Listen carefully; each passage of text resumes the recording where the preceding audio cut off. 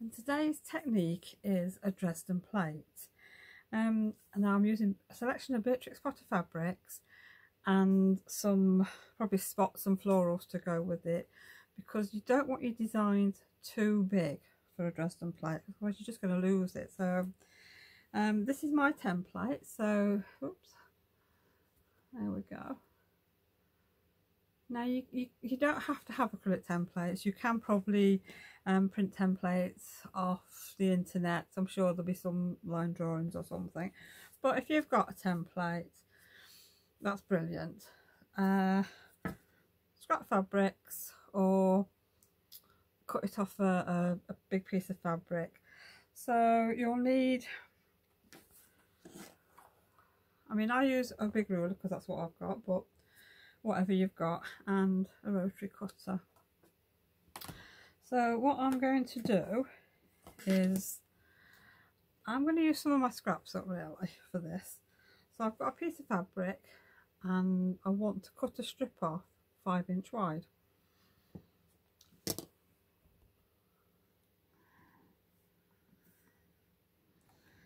Right, there we go.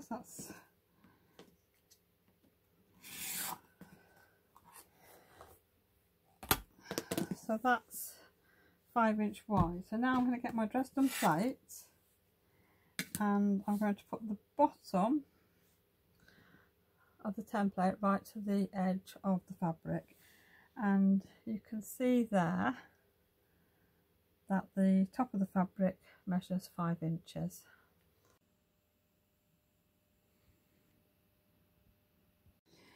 Right, so what I'm going to do now is cut this bit of fabric off here. So I'm cutting at an angle. Don't forget to pop your blade up against the side of your ruler, then just slightly press down, and oops, I need a new blade.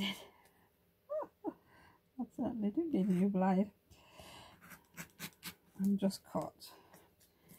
Now if you are a quilter or patchworker, you might have a square mat that rotates, which I have got one, but it's at home. Then you can turn your mat round, but failing that, just turn your piece of fabric round, pop your ruler back on, so you can see it's nice and straight up against there, and we're going to cut down there now. So that's our first bit towards our Dresden plate.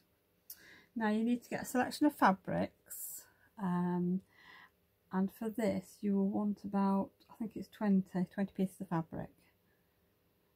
So if you want to get those cut, and I'll join you in a bit. Right, now I'm using this fabric. Now this has got a nice small design on, which is perfect, but this is going to be quite wasteful on my piece of fabric, because if you look at where the designs are placed and look where my ruler is going to be, you can see, you can't see. This is the piece of fabric I am using. Now it's a small design, so it is perfect in one way for this technique, but it's going to be quite wasteful because it's a directional print. So if you've got a piece of fabric, say like the spots, you can cut out your piece. Then once you've cut out, you can actually turn your ruler around and it will fit together, so you have no waste. On this kind of fabric, you are going to be wasteful, I'm afraid, because if you look at the designs, if I pop that on there, whoops, if I pop that on there, I'm not really going to get a design in the centre. Now if I move it across, Mrs. Puddle Duck is there. So yes, I'm going to clip her off a little bit. So if I move along there, Peter's at the bottom, so he's going to get clipped a bit. But if I pop the Mr. Toad, yes, I'm going to lose a little bit on him, but I think that'll be fine.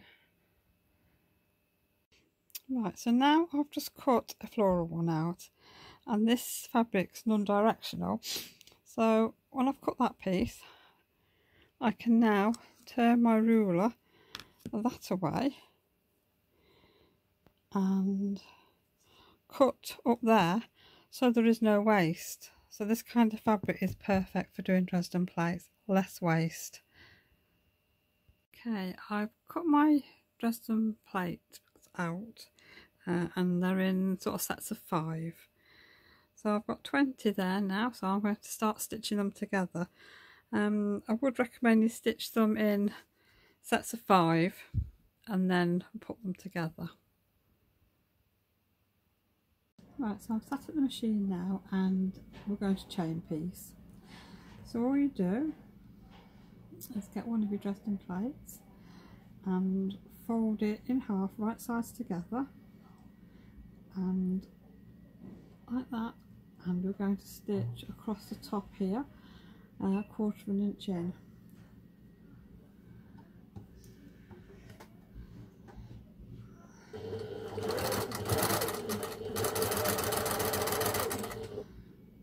So move on to the second one. So fold it in half, and then you're going to stitch across there.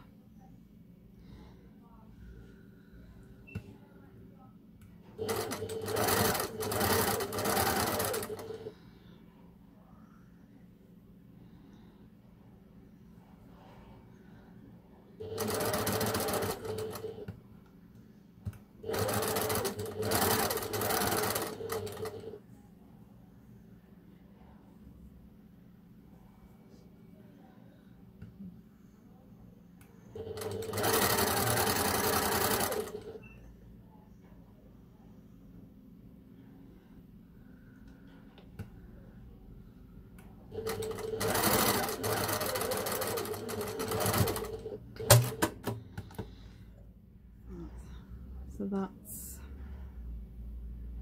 how it'll look. So now we just chop the stitches, chop the chain stitch I should say, in the middle there, so they come apart. Okay.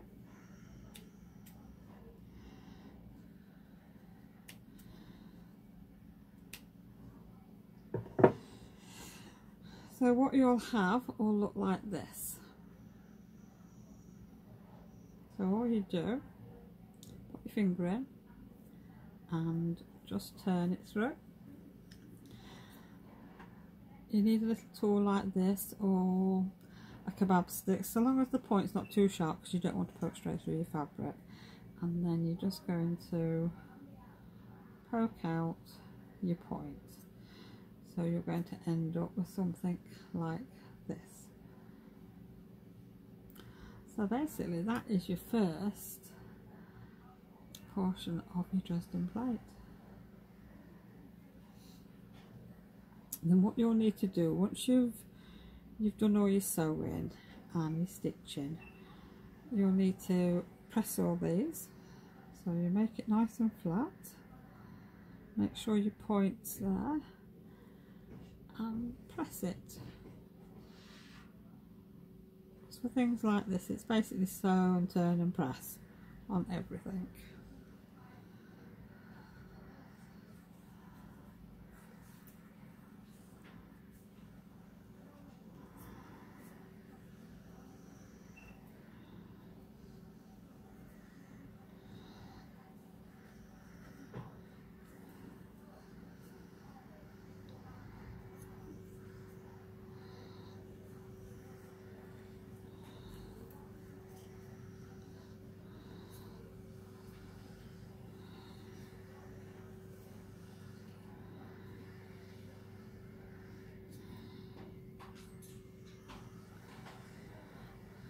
Okay, so now we're at the ironing board. So your next stage is to press this down. So I'll turn it this way. So if you just make sure your seam is laying flat and your stitching is going down the centre.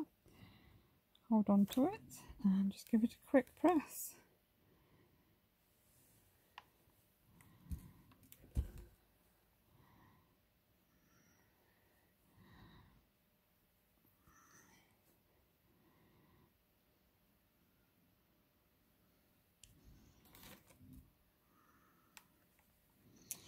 So what you want to do now is get all your pieces cut out, sewn and then pressed. And if you do them in sets of 5, sorry the ironing board was shaking a bit there. If we do them in sets of 5, then we can put them together, so that'll be the next stage. So now I'm going to put my first set of 5 together. Now I'll put them in order that I want. So Mr. Toad is my first one, and then this nice blue is my second one. So when you put them together, you want to make sure these points are together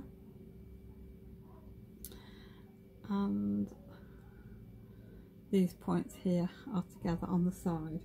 So I would put a clip in, or if you've only got pins, that's fine.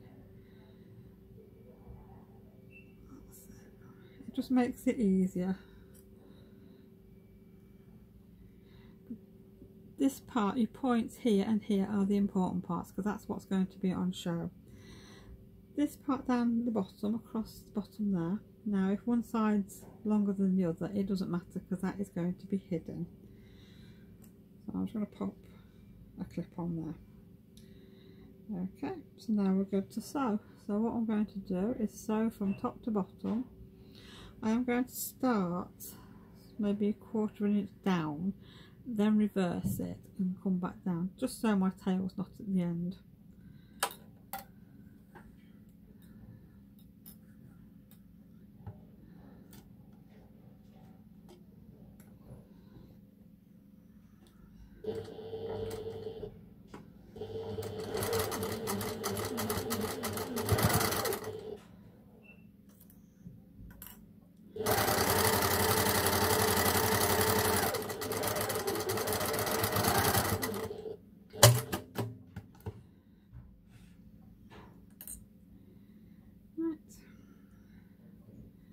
So then that is your first 2 pieces put together. So continue doing the other 3 and then do your other sets in sets of 5, and then we'll come back.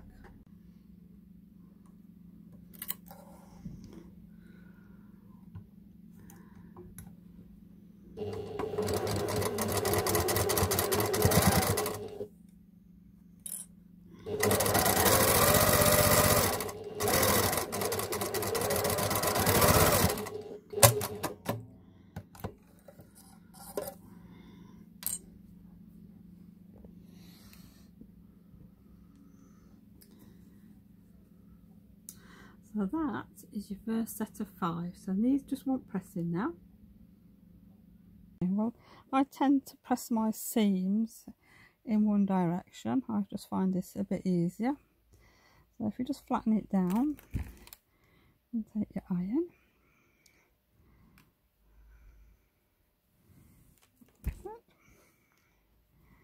And the next one, you can't see very well, can you? Oh, this is fiddly.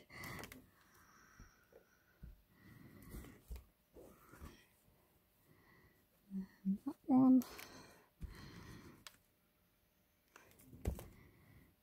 and press that one. It does finger press this nice cotton, so there we go. And give it a quick press on the front, and I think that looks actually quite nice because there's a bit of colour in there. And the position of the animals, it's not too bad. This is the trouble with some of this fabric, you know, you have to fussy cut, and unfortunately there's a lot of waste. But if you are into patchwork, scrappy patchwork, things like that, crazy patchwork, then you can use your bits up. So yeah, so I will see you in a bit when the other 4 are put together. I just wanted to say, when you are doing your Dresden plate, excuse me, you do need to be pretty accurate with your cutting out and with your seam allowance. Now, all the sewing on the Dresden plate is a 1/4 inch seam allowance. So if you have a foot that's for a quarter, you know, got your 1/4 inch seam allowance on with a little bar at the side, use it. I mean, some machines have marks on. You can always put a little bit of washi tape on, or if you don't feel confident about that, if you're new to sewing and that, you could mark the seam on your fabric with a Friction pen or any other pen that works on fabric that, you know, you can either iron away or it'll wash away. But you know, if you are a total beginner, don't be put off by this. Have a go, because I've had ladies in the past who've come to classes who have never quilted, never sewn before, and by the end of the lesson they produced a Dresden plate. So please have a go, don't be put off. But like I say, your seams and everything, they do need to be pretty accurate, otherwise when you come to put it together it won't fit together properly. I mean, we've had when I've done this before, I mean, my hole, because you get a hole in the centre when you put it together, which I'll show you, sometimes it might be like that. I've had people that have had next to nothing or a great big one. How we got that, I really don't know, because they'd used the same amount of petals that I had done. So yes, it's a fun thing to do, and if you do buy a ruler that's got the different sizes on, you can make them any size you want. You can make the tiny ones as well, which will be a bit fiddly, but you know, have a go. You know, the thing is with things these days, techniques are a little bit easier. Now, I mean, I've only been patchwork quilting a few years. I mean, I did basic squares years ago. That's probably when I first got into it, but the sort of more intricate things, it was only maybe 10 years ago, I think, maybe 12 when I got into it. And I nearly didn't get into it because I got books like you do, because back then, I said back then, it's only about 10-12 years ago.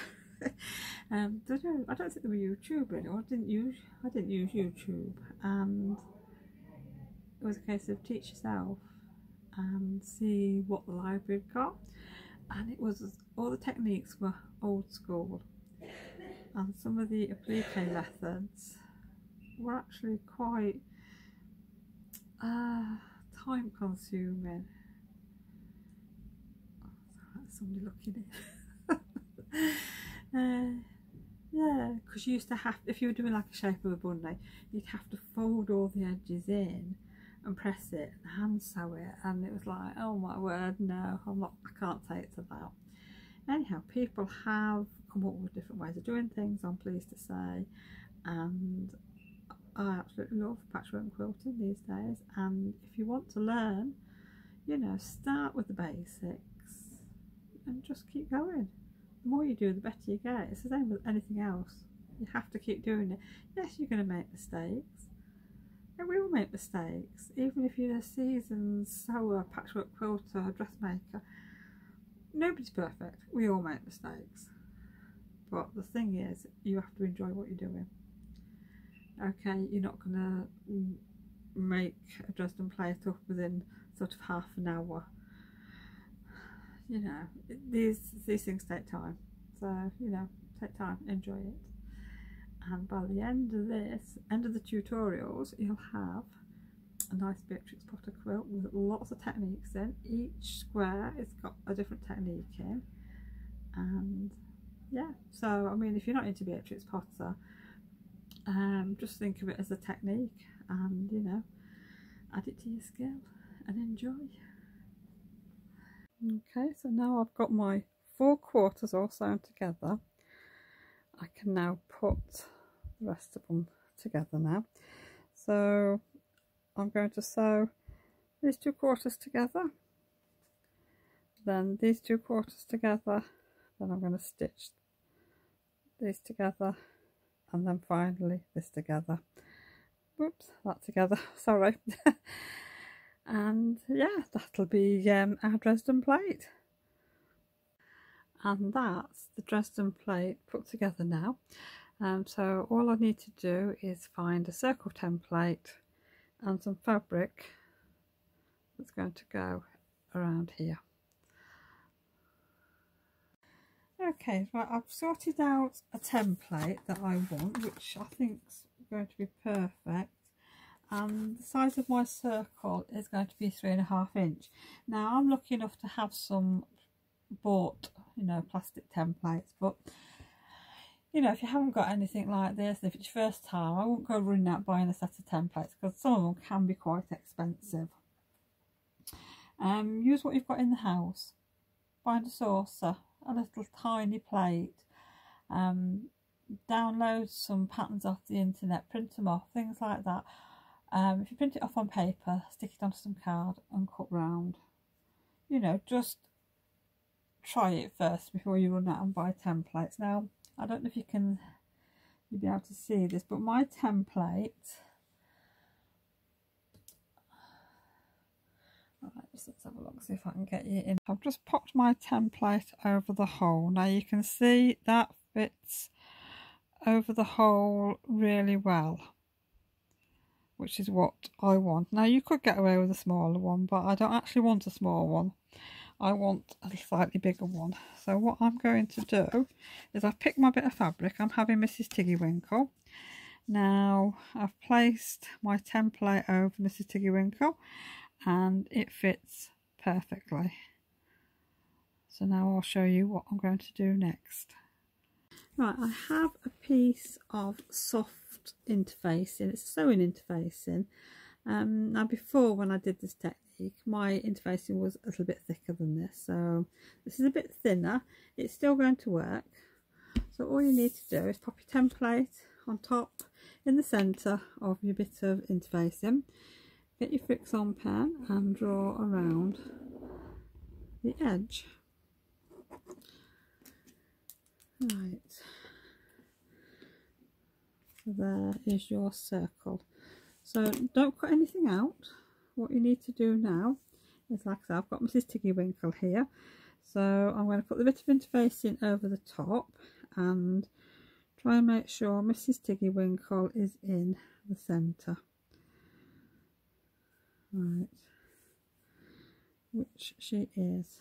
Now I just need to go and get a pin. Right, I have a pin, so I'm just going to carefully pin the interface into the fabric. Right, so just a minute. Yeah, there we go. So what you need to do now is go back to your sewing machine and stitch around the pen mark. Stitch actually on the pen mark all the way around. Don't do a reverse or anything like that because you'll weaken the interfacing. When you've gone all the way around, go across your start stitches by about 1/2 inch and then just stop and cut your threads, and I will be back in a second. Okay, so I've stitched all the way around now. I don't suppose you'll be able to see it. So now I'm going to cut around the circle, leaving roughly 1/4 inch.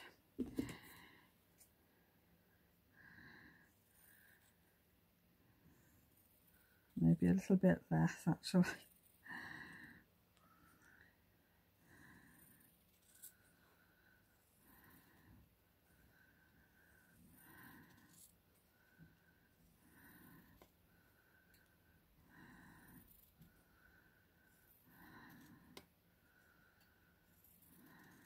There we go.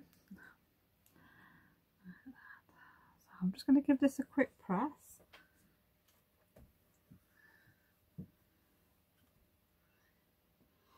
There we go, so that's got rid of the blue pen. Right, so your next stage is you need a pair of scissors and interfacing side facing up to you. Just pull it away from the fabric and put a little nick in it. Now all you need to do is go back in your little hole and cut across. Don't go too close to the edge. You can see I'm only cutting to about there. That's all you need. It's just to get your fingers in. So now you're going to start and carefully turn it. just take your time with this, do each little bit at a time, because you don't want to rip the interface in. So we've got it all through, so just now use your thumb and push out your seam very gently.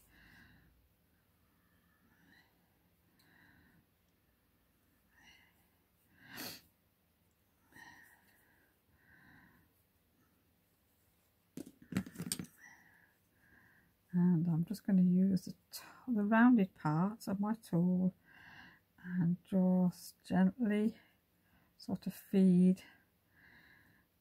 around. And now I've got a little hole there.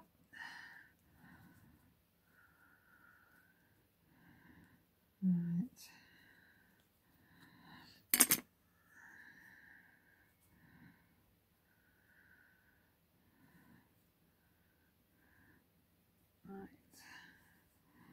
That's not too bad. Now, as you can see, I've got a little tiny hole there, so I'm going to turn it back and just go and resew it.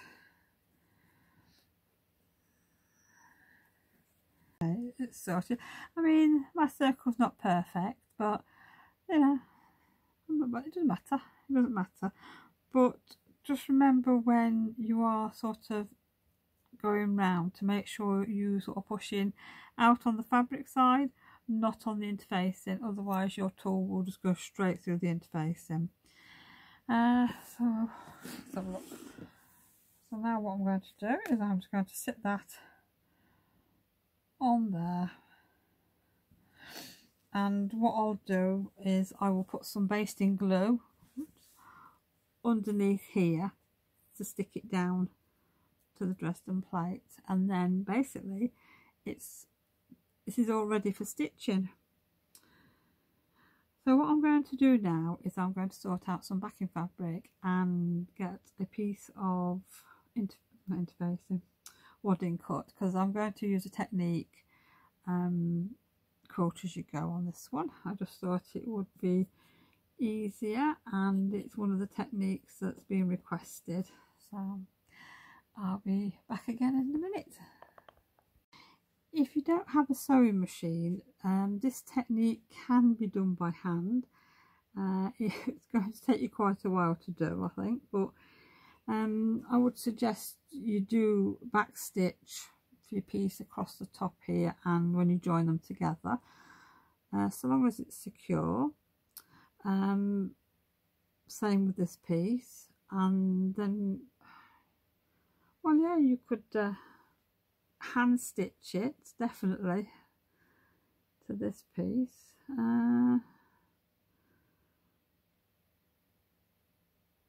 Yeah, because then you could actually quilt it afterwards as well by hand, because you could put a row of stitching up the centre. I mean, I've done that on my batik one.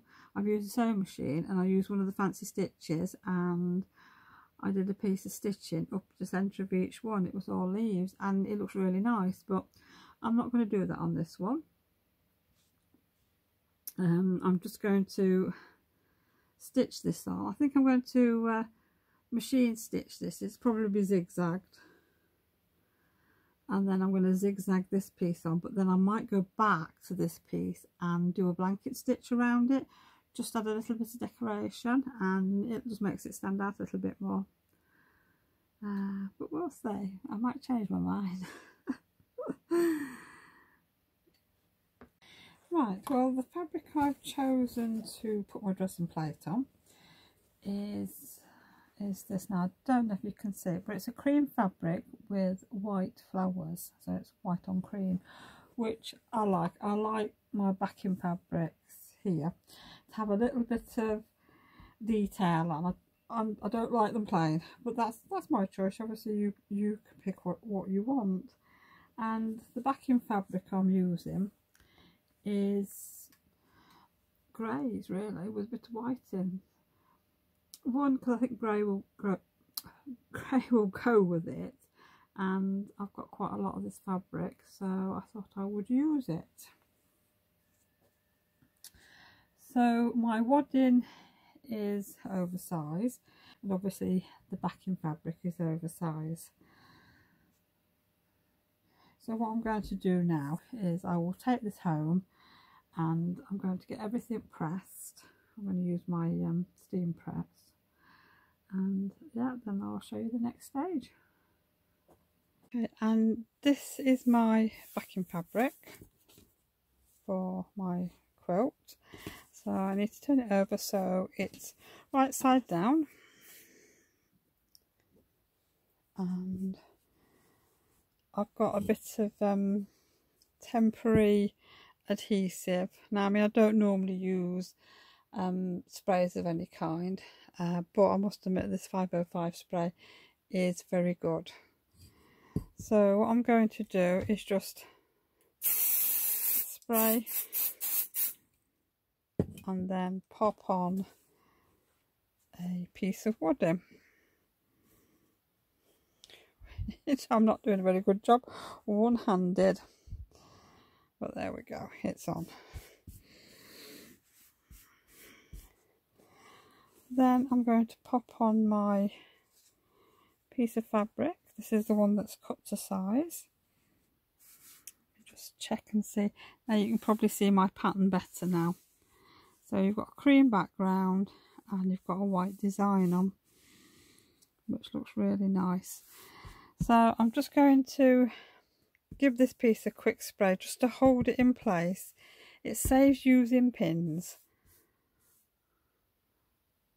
Right, so I've got my sandwich put together. So that's the backing fabric, the wadding and the top fabric. Now I'm not going to trim anything down until I finish putting my design on. And I've got my design placed where I want it to be.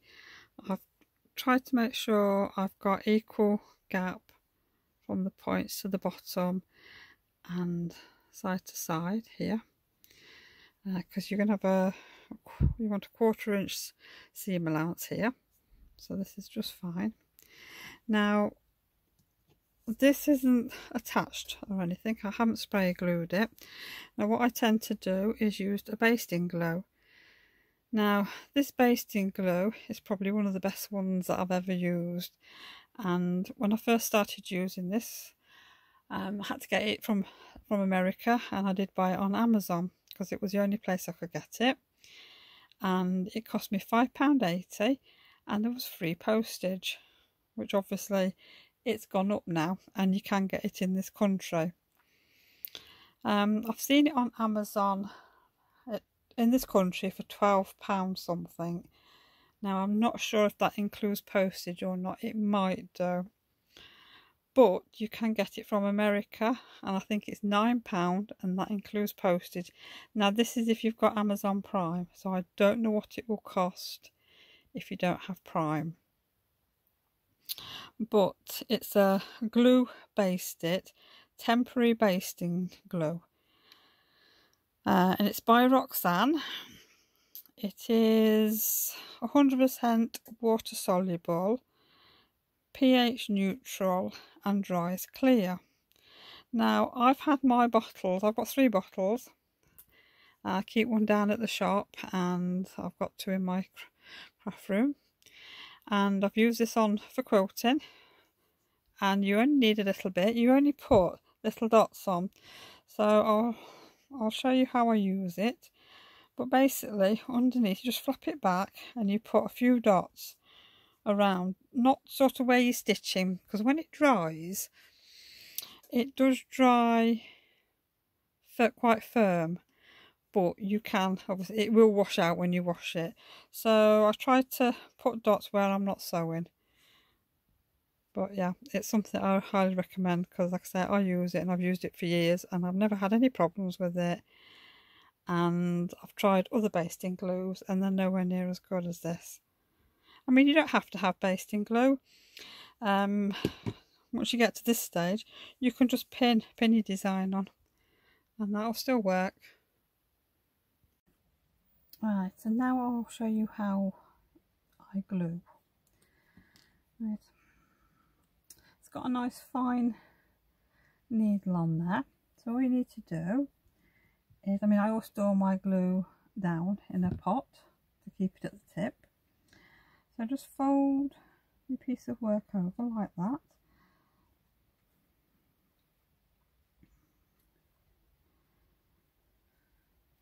you're going to do is just put some dots on, just little dots up and down. You don't have to go too mad.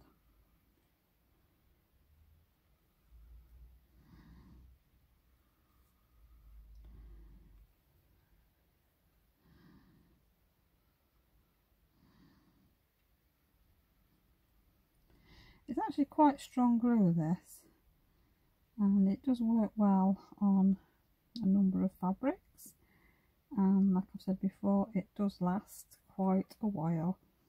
I've had my 3 bottles for several years, and one of them I used in classes. So yeah, right, so that's enough. I'll bring it in a little bit closer to see if you can see. There we go. And now all I'm going to do is pop the fabric back and just tap it down, pat it down. Right, now this half I've already done, and as you can see, it's quite strong, but it does wash out when you wash your quilt, so don't worry about it. I've got a loose tail there. Let's get rid of that. There we go. So remember to put your top back on your glue, and like I say, I always store mine tip down, either in a cup, an egg cup, or just in a pocket.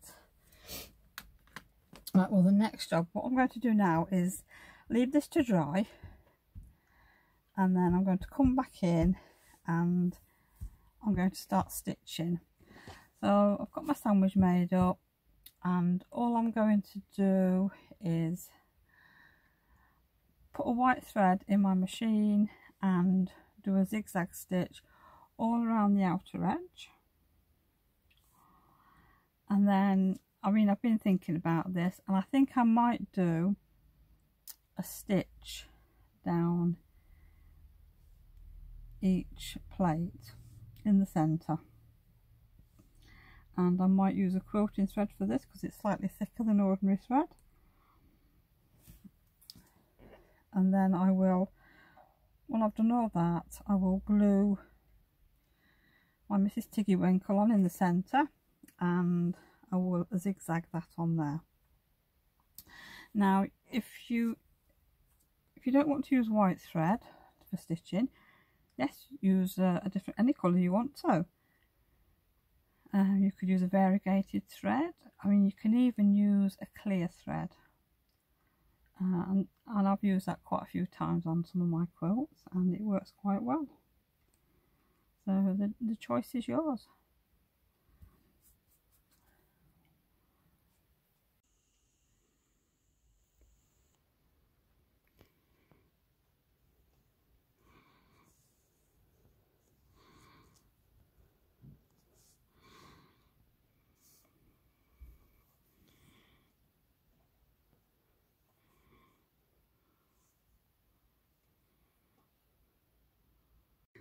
And now I'm ready to do some zigzag stitching.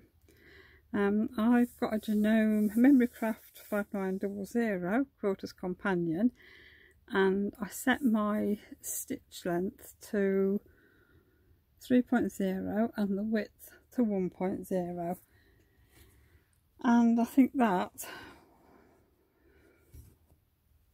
there will be fine. That's too big and too wide. Now the foot I'm going to use on my machine is an open toe foot. Oops, an open toe foot. Now you can get a closed toe foot, which is fine because that is for your zigzag stitch. It's just personal preference really. I've always preferred an open toe foot, so that's what I'm going to use. So I'm just going to put my foot on.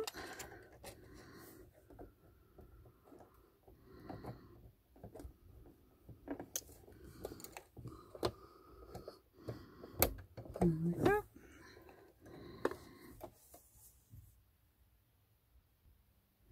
Okay, when you start sewing, make sure you leave a long tail at the start, because we're going to pull the threads through to the back, and then we're going to pop our knot, so your stitch will be nicely secured. When you start, make sure your needle is right at the edge of your Dresden plate there. We're not going to do any reverse stitching on this. Like I said, we're going to pull the threads through and do a knot, which I'll show you how to do. So just take your time, and then when you come to the points and the dip here, you need to sort of stop and start a little bit, so your stitching will be nice and even then. So I'm just going to do it slowly so you can hopefully see.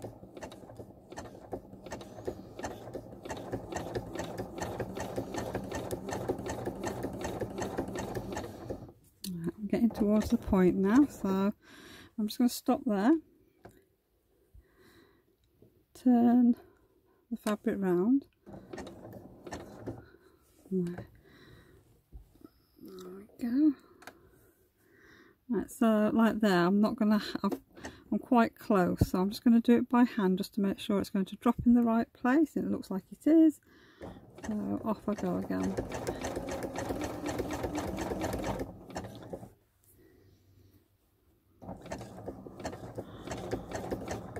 Right, I'm just going to lift my foot up because it's pushing the other piece of fabric. Off we go again.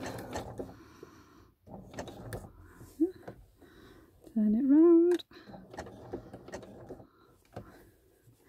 See, with this machine, whenever I stop, my needle continues on for another stitch. So it's a bit annoying really. That's the only thing I don't like about this machine, that it sort of continues stitching when you take your foot off the pedal. But that's just how it is.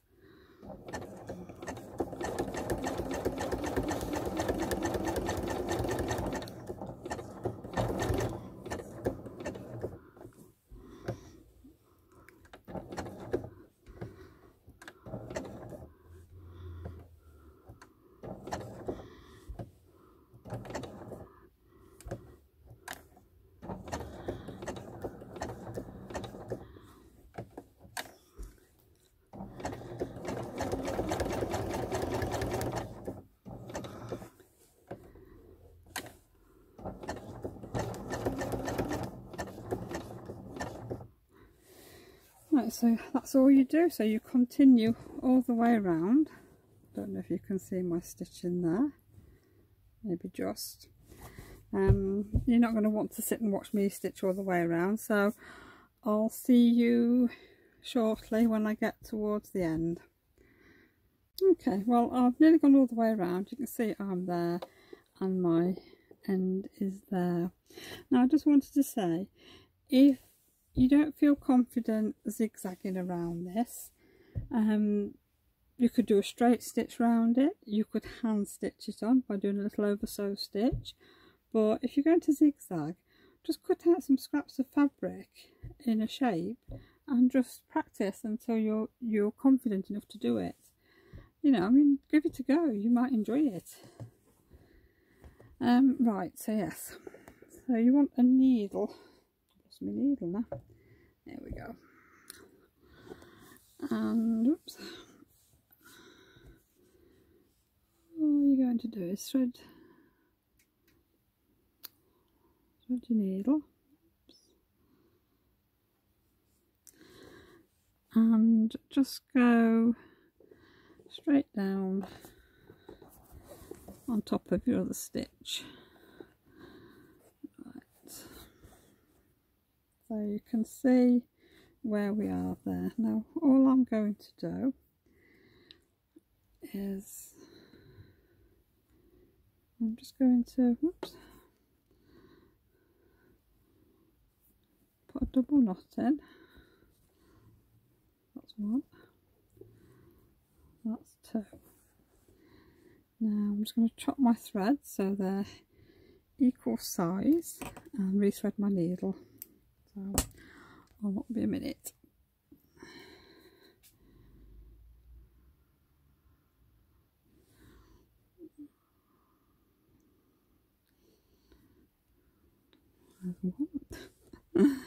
I think I need some new glasses. There we go. Right, and all you do is, you can see where your knot is, just there. Pop your needle through the fabric and into your wadding. Make sure you don't come out on the front. Then push it through the fabric and just gently pull, and your knot will disappear inside the fabric. And then all you need to do is just pull it sort of tight a little bit and trim. There you go, and you can't see your stitch. Right, so now I'm just going to finish off stitching this little bit, and I'll be back with you in a minute. Right, I am just coming to the end now, so all I'm going to do is take my stitch up to where I started. Right, and I've finished on the outer edge of the fabric, so I'll put my needle up and give myself a nice long thread, and then all you do is put the top thread through to the back again, tie a couple of knots, and then pop your knot through the fabric again, and it's as simple as that. So I'll be back in a second for the next stage. Okay, the next thing I'm doing is I am actually going to quilt down each section. So I've got a small ruler and my Fix-On pen, and this had already got some tape on, so what I did was put the top of the ruler to the tip of the point, and then the bottom part in the centre of the plate, and I've got a little piece of tape on here. Now, I mean, you can do this whatever size you want. You can go right from top to bottom if you wish. You don't have to do it like mine. And just get your Fix-On pen or whatever pen you're using and put a line down to the bottom of the plate there. So I've just drawn a few lines on so you can see, and I've put some quilting thread in the top now. So I'm just going to do an ordinary stitch. I've set my machine to stitch length of 3.5. I think that will be okay.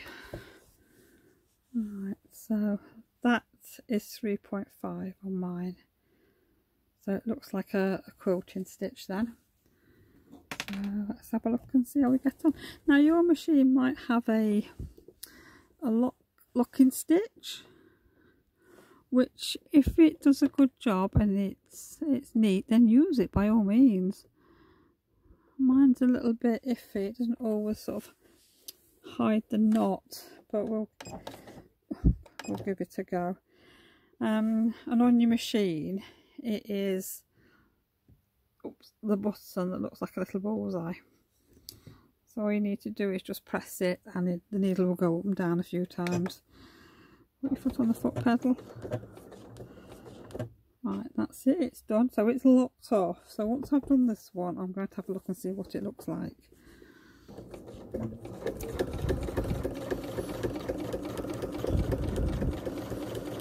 Right, so we're just getting to the bottom. Right, so now I'm going to put the lock stitch on. There we go.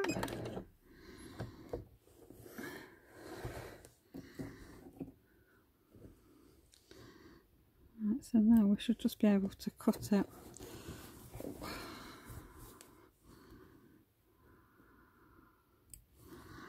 Let's have a little look and see.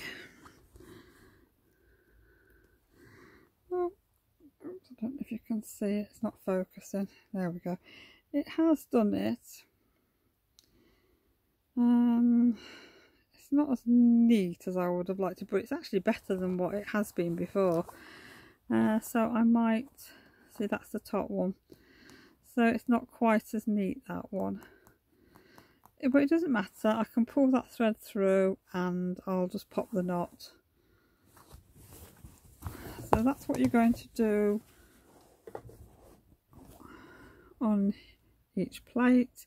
Now if you don't want to machine it, you could just do it by hand. Right, I've just pulled my thread through because that's my start, and I've put the thread to the one side, to the left hand side, so it keeps it out of the way. So I'm going to knot that off when I finish.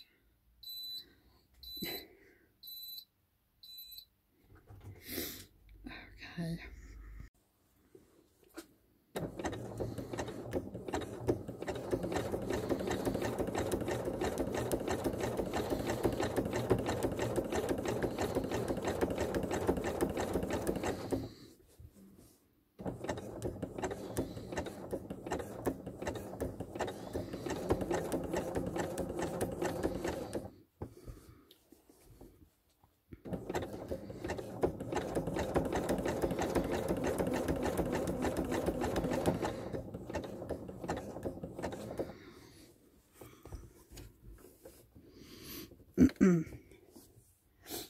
Oh gosh, I'm sneeze. Oh, yeah.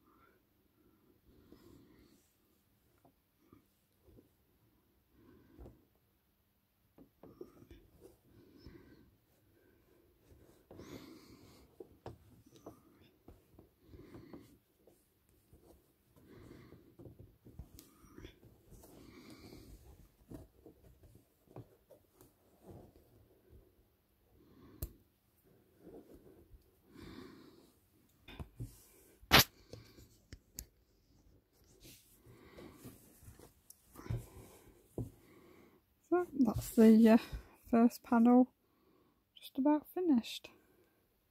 Right, so now everything is stitched. I'm actually going to cut this one to size. Now I've just measured it and it all still measures up to about 12¼ inches now, which is fine. So I'm just going to trim everything, all the excess fabric and wadding off.